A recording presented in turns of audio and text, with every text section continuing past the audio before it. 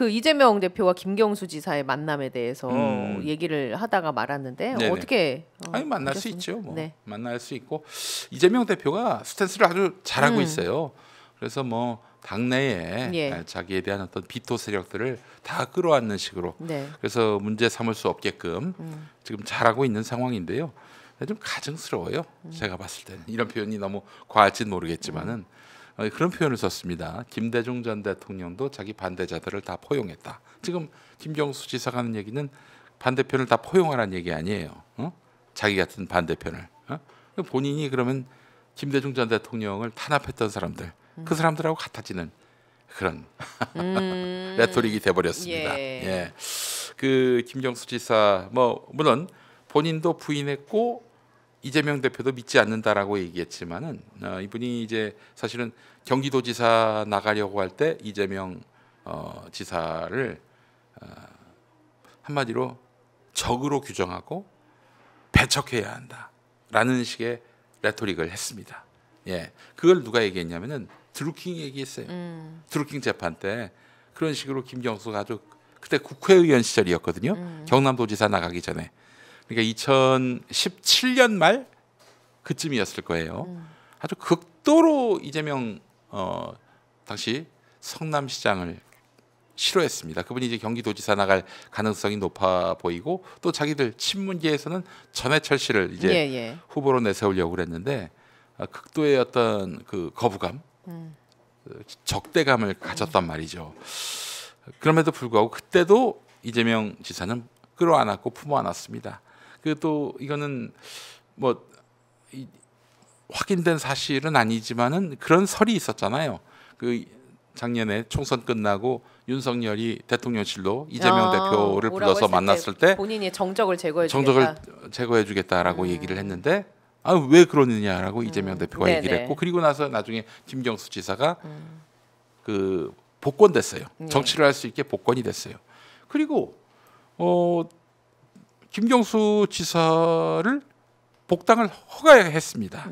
예, 아니 사실은 이재명 대표는 김경수 지사에게 적대적으로 대한 게 아무것도 없어요. 네네. 적대적으로 대했다면은 그 김경수 씨가 친한 문재인 전 대통령이 아니 그 정말 자기들 주장으로는 대단히 잘못된 그런 판결을 받았는데 사면 복권 시키지 않고 그냥 그만둬 버렸어요. 김경수는 감옥에 있다가 나왔고, 예, 뭡니까 문재인 전 대통령. 이런 행태를 보게 되면은 사실 좀 가까워도 이재명 대표와 더 가까워야 할 김경수 씨가 지금은 이재명 대표에게 굉장히 적대적이고요. 지난번에 아주 망언을 했죠. 그 이 당에서 치욕을 느끼고 나간 사람들에 대해서 사과해야 된다. 누가요? 누구를 얘기하는 겁니까? 보니까 저기 지난 총선 때 공천 못 받은 이른바 수박으로 꼽히는 의원들 그분들은 어떻게 됐습니까? 나가서 당 새로 만들어 가지고 다 그냥 어떻게 됐어요? 낭인이 됐습니다. 네. 다 낭인이 됐어요. 그런 분들한테 누가 사과를 해야 됩니까? 정당 민주주의를 부정하고 공천 안 될 것 같으니까 당 때려치우고 나가서 그렇게 해가지고 새로운 당 만들어서 민주당 표 갉아먹고 해당 행위를 한 건데 그런 자들을 향해서 이런 사람들을 내가 밀어줬구나. 네. 이 당원들이 느낀 치욕은 안 보이나 봐요. 왜 그 사람들이 느낀 치욕감에 대해서 당이 사과하라고 하는 겁니까? 아니 당시 당은 공천권을 국민에게 당원에게 다 줬고요. 그렇게 해서 판단받아 가지고 그 사람들 아웃된 거예요. 아니 그런 공천 절차 같은 것들이 잘못됐기 때문에 사과해야 한다. 그럼 지난 공천은 국민과 당원이 선출한 그 후보 선출 프로세스는 잘못됐다는 겁니까? 뭐 이런 말이 다 있어요. 예, 말도 안 되는 얘기입니다. 예. 예. 그러면 이제 만약에 앞으로 조기 대선이 펼쳐진다고 하면 조국 혁신당이랑은 민주당은 어떻게 갈까요? 이건 뭐 지금 뭐 다양한 후보들이 있는 것처럼 보이지만은 1극 아닙니까? 1극 한 사람밖에 없어요. 그렇잖아요. 이재명 대표 아닌 민주당, 조국혁신당 후보가 있습니까? 없어요. 아무도 없어요. 연대할 것이다. 예. 민주당하고 조국혁신당 그렇지 않고서는 어떻게 하려고요? 예. 이게 뭐 참가하는데 의의를 두려고 이제 나올 수는 있겠는데 근데 결국엔 합치지 않겠습니까? 이제 후보를 단일화하지 않겠어요? 네. 당이 합치는 게 아니라 예. 그렇지 않고 완주하겠다.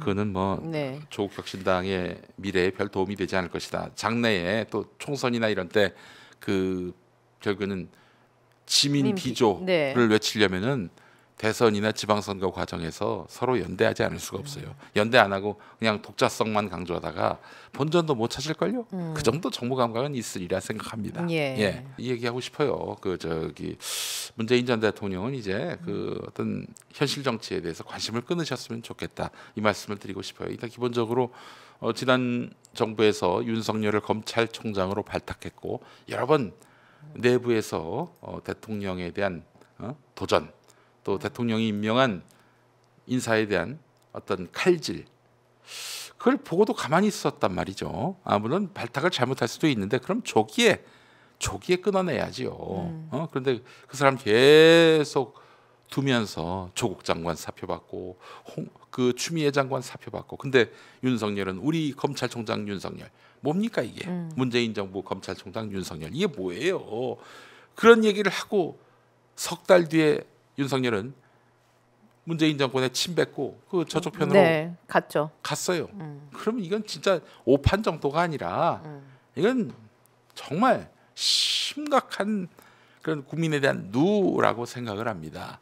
그런 분이 이제 와가지고 갑자기 없던 정무 감각이 생겨가지고 이재명 대표한테 마치 받아낼 외상값이 있는 것처럼 큰 소리 치시고 뭐 포용하라 아니 그런 분이 그 저기 본인이 이제 대통령 되기 전에 친문 패권주의란 말은 왜 들으셨습니까? 그렇게 포용 주장하시는 분이 왜 안철수 이런 사람들은 포용 안 했어요.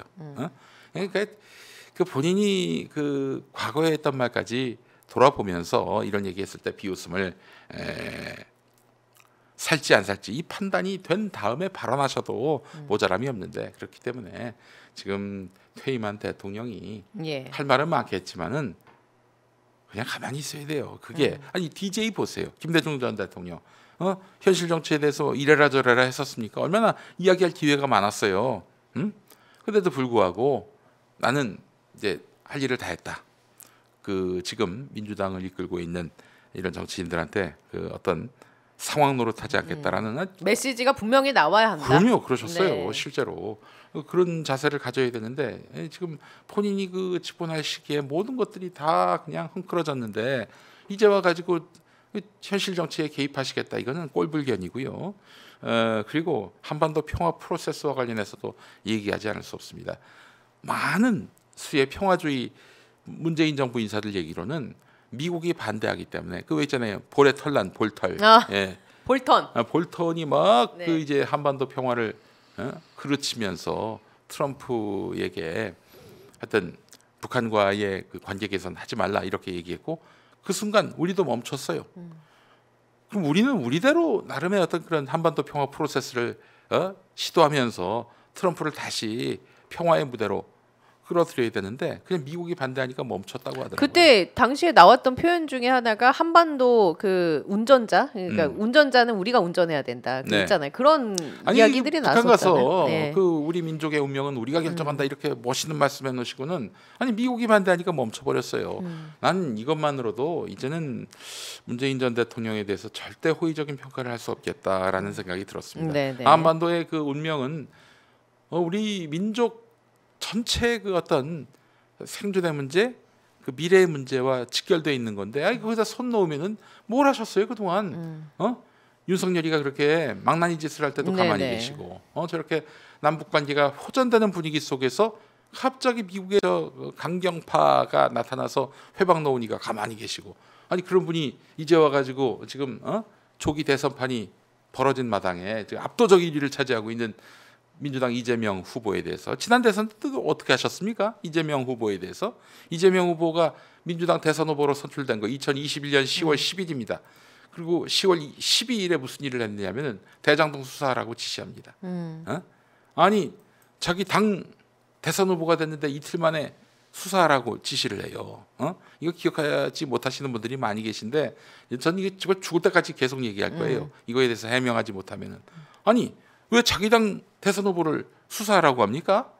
뭐예요 그럼? 이거 악마화하는 거 아닙니까? 그리고 나서 나중에 또 어떻게 했어요? 저기 대선 즈음에서 코로나로 인해서 2년 동안 너무 힘들어서 국민들이 또 자영업자들이 굉장히 힘들어하는데 이럴 때 좀 지원금 좀 주자라고 했더니 그냥 홍남기 앞세워서 다 거부했어요. 다 거부했어요. 이거 보면서 네. 이분은 대선을 승리할 의지가 없구나라는 네. 생각을 했고요. 이게 자기가 이제 정권을 내준 대통령으로서 그 오명을 쓰더라도 이재명한테는 저기 정권을 줄 수 없다 이렇게 판단을 하셨구나 이런 생각이 알겠습니다. 들었는데 이제 와가지고 예. 이재명 당대표가 자기 혼자 이렇게까지 올라왔는데 여기 와서 막 받아낼 외상값이 있는 것처럼 또 떠들고 막 그렇게 또 회방 놓으려고 하고 보십시오. 지금 친문 인사들 다 한결같이 100% 그 지금 이재명 대표한테 쌍심지를 켜고 있잖아요. 이게 뭐 하는 짓입니까 이게? 예. 아니 그 고민정 의원 같은 경우는 오늘인가 어젠가 제가 또 라디오에서 나온 얘기 들어보니 저희가 지난주에 얘기했을 때는 굉장히 세게 얘기했잖아요. 근데 네. 오늘은 또 완전히 또 바뀌었더라고요. 얻어맞았으니까 당원들한테 네. 얻어맞았으니까. 그러니까 정권을 내주신 분이 지금 끼어들 판이 아니다라는 말씀을 드리고 싶습니다. 정권을 내준다는 것이 얼마나 우리 국민들에게 3년 동안 정말 치떨리게 슬프고 분한 일이었는지 본인은 잘 모를 거예요. 뭐 수사를 받았습니까? 뭐 그렇다고 해서 뭐 협박을 받았어요. 예. 이래놓고는 지금 우리 국민들이 분노하니까 이제 당원들도 화합하자, 포용하자 이러고 있어요. 근데 정사는 좀 끝내고 화합을 하든 포용을 하든 하겠습니다. 지금 예.